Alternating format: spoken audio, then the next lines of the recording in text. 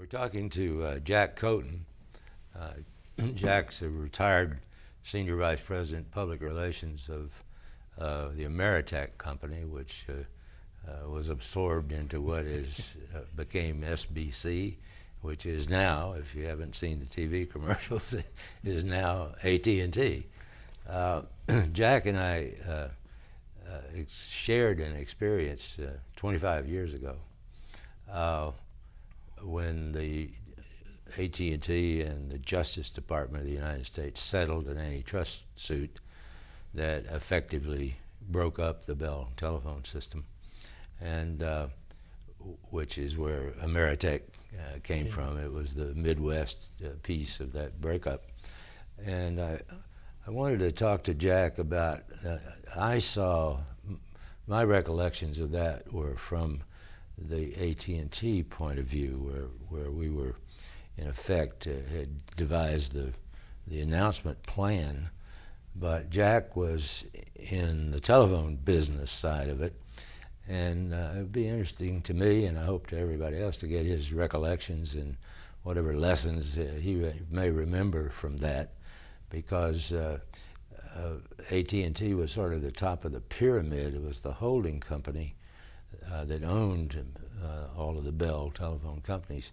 But the fact of the matter, the employees, for the most part, 1 million of them, were mainly employees of the telephone companies, and the customers were customers of the Bell telephone companies, not AT&T. So Jack saw that event, to put it politely, unfold from a different perspective than I did. And Jack, talk to us about that. What happened? Well, I would tell you it's a very good question, and actually came somewhat as a shock to us, even though the trial had gone along, or the negotiations had gone along for some time.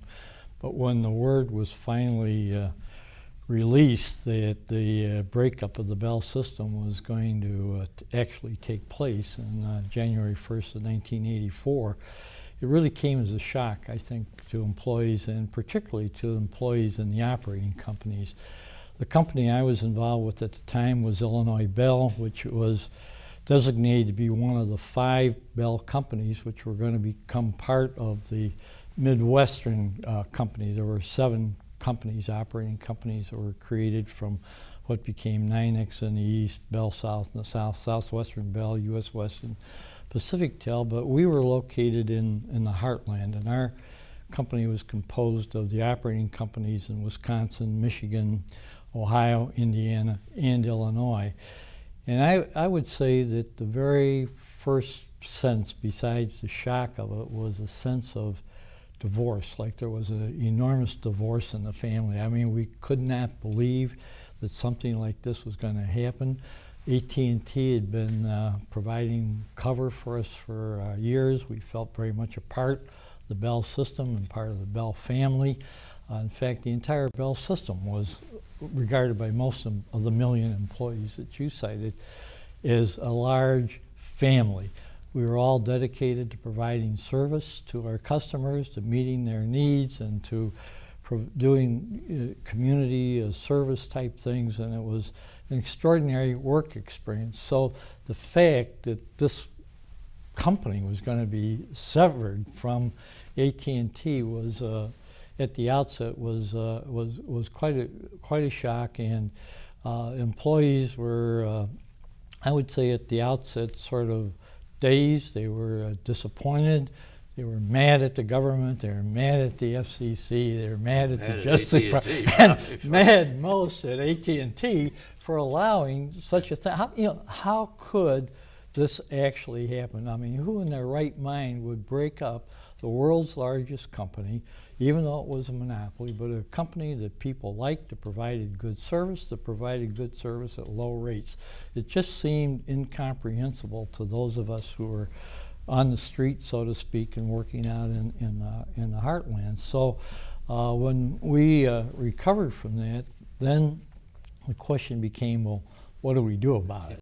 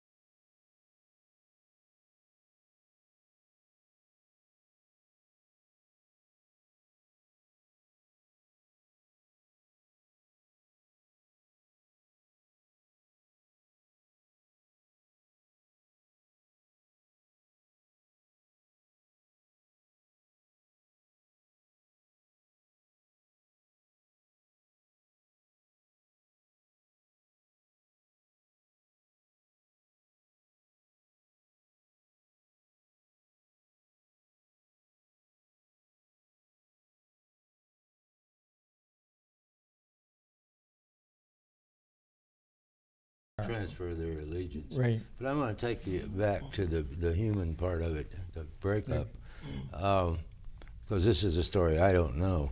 A couple of things happened. First of all, they're no longer Bell System employees. They must have wondered, where did my pension go? Was the kind of thing that might have come up, I don't know. Also, in the terms of the breakup, there was one stinker business, as you may recall, which was who sells or leases the telephones, because there was a dead last loser. You could not make money. And in their wisdom, the Justice Department and the judge decided that was AT&T's business. So you had many employees who were installers or did repair work, so on and so forth. They were in limbo. They weren't going to work for you anymore. They had to become AT&T employees or do something else. And of course you had customers. I remember where I was, one of the television journalists entrapped me in an interview on the air by handing me 3 telephones, which he had disconnected from his apartment, he said, and handed them back to me and said, "Now what do I do?" So what happened to the customers and the employees in that? It was a cultural shock for all of them, at least those who cared. Well, it was a big cultural shock for the customers and confusion about the telephone instrument itself and the connection. And we did our best with what I would call customer information pieces that were direct mail. We used advertising. We used letters directly to customers, trying to explain the difference. But I have to admit that the job was long and arduous to get people to really understand that we provided the service up to a certain point, and then the inside wiring was either on their own or that we would do it for a special fee. It was no longer where the phone instrument was, whatever instrument they might have, back to the central office, that had been separated. And that was a point of great dissatisfaction as far as customers were concerned. Customers were confused about who to call, for whether it was repair service, and if it was repair, they'd be asked, "Well, where is it?" I don't know where my phone is. The phone's dead. I don't know whether it's outside or inside or what. And that was I'd say, as hard as we tried in all the states to overcome that experience ultimately turned out to be the best teacher as far as customers. After you've had a few run-ins here and there, that is a bit of a problem. The fact that customers got 2 bills now instead of 1 bill because long-distance services were provided by a different supplier. All of that is made time and time again. When you go to a party or a meeting or whatever, it said the breakup of the Bell System is the stupidest thing that the government has ever done. And then why did you let it happen? It was always our fault. It was like something that, we just said, "Oh, yeah, go ahead, break us up. We don't care anything."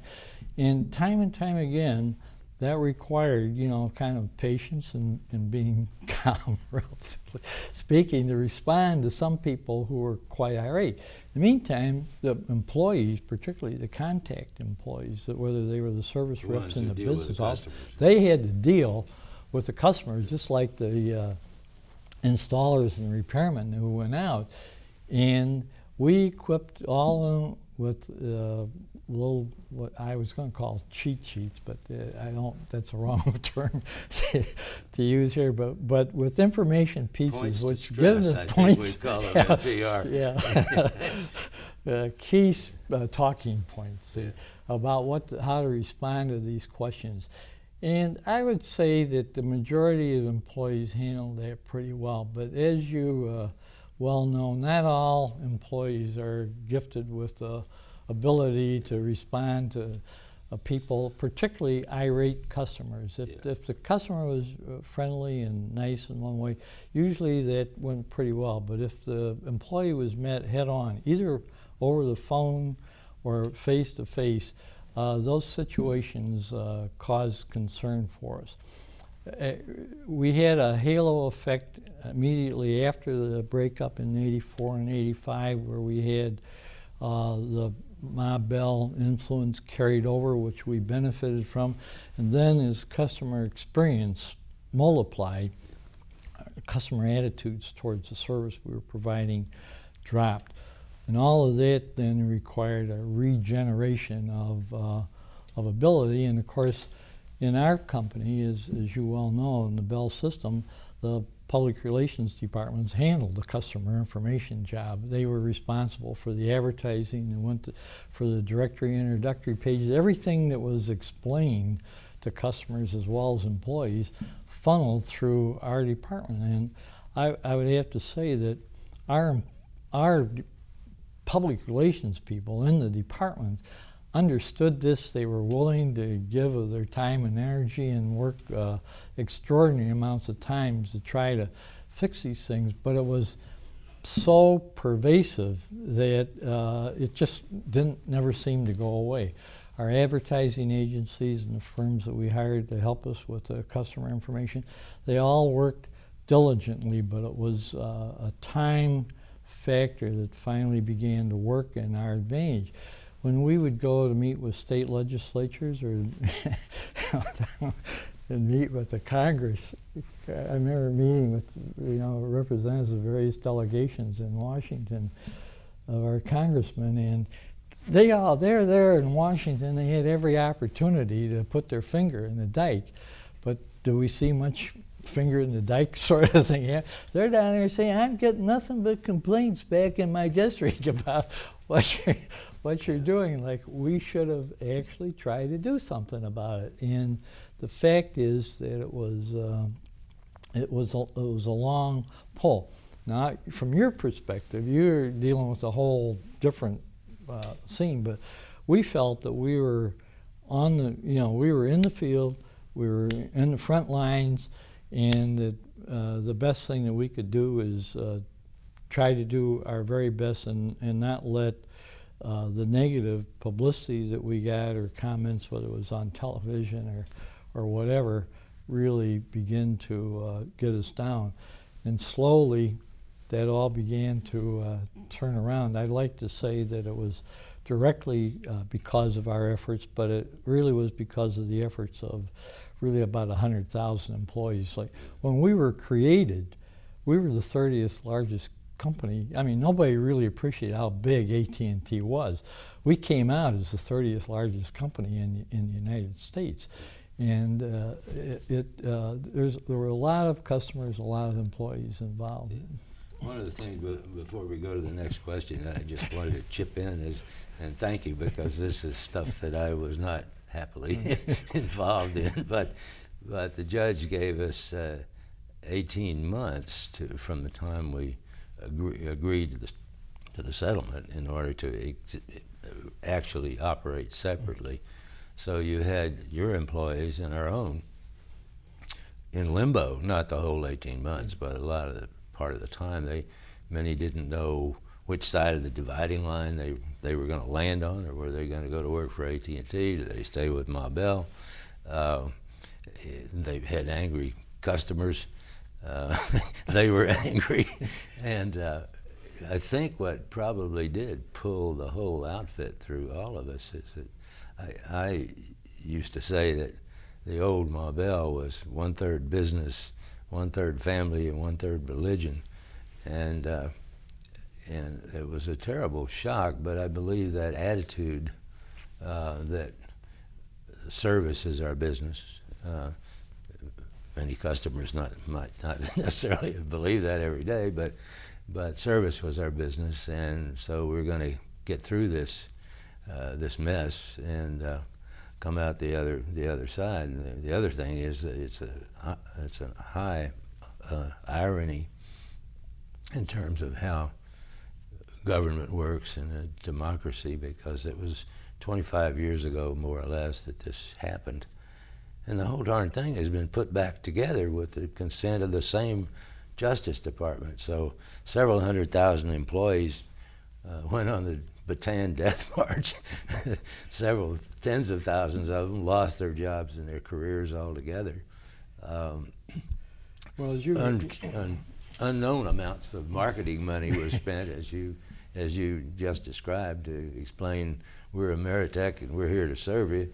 And it wasn't very long that you're AT&T again. So I try not to dwell on that, but I think you all did a really marvelous job of, I think people who may be watching this someday will not recognize what a culture shock it was and what a difficult human problem it is, not a management problem in that sense or a technical problem, but a human problem to break apart a company over, I mean, literally, you close business on Friday afternoon and you open Monday morning as a different company doing different kinds of things and different from what you had been doing before. And so I think to me, the lesson, or one of the lessons, is that that management may really think it's very, very smart, but if you want to turn a business around, you want to move it in another direction, it starts with your employees. If they decide to go where you want to go, you get there. And if management decides and they don't want to get there, it isn't going to work. No, it's very true. It's the employee on the street, the employee that the customer comes in contact with, that makes your reputation one way or the other. A person's attitude, a customer's attitude, is shaped by the personal contact they have with either an employee performing their job or an employee who may be off the job in a social setting. Included in that group is retired employees. And just to put a little footnote on that, retired employees, everybody who was retired just accepted the fact that they had retired from the old Bell system. The reality of it wasn't very long before their pension check or their benefits were coming from their new company, and there was always some uncertainty about that aspect of it. You mentioned one thing I will talk about, but you will understand because we were in this together. The old Ma Bell was probably the first corporation that ever did comprehensive consumer public opinion studies. And from the time that those studies were undertaken, which was before you and I worked for the company, up until the last day, the one thing that affected a customer attitude to the company was the last contact with an employee. And it has always boggled my mind that that data never changed for more than 50 years, and yet how many companies operate as though what the employee did on the last contact with the customer made any difference. You know, it can't be overcome with advertising, it can't be overcome with anything else. If the employee is surly, if they screw up, if they don't know how to do the job, that affects how the customer feels about the whole darn company. That contact also, or that experience, lasts for a long time. It doesn't go away. That personal contact. You can see something in the newspaper or a magazine or see it on television and it'll come and go out of your mind fairly quickly. But a contact that you've had with an employee that was disagreeable will shape your opinion about whether you really want to continue to do business with that organization. And as you said, why all businesses that provide service to customers don't recognize that is just an absolutely amazing type fact. thing. And of course the flip of it is that the best way to hate a company based on your last contact is when you can't talk to them. You get a menu that finally gets around to saying the estimated time of your wait is 35 minutes. Now, if you think that doesn't sort of permanently ruin your image. Anyway, let's well, go what on. it does is it provides that there's great opportunities for people in the general customer information, public relations world, or whatever in that context. There are great opportunities for improvement. Simple. Simple. And if you talk about vocations that will eventually pay off for companies, because treating the customer right is going to make the difference for profitability standpoint and general internal relations as well. Amazing insight. Yeah, I hate to share that with you at this moment.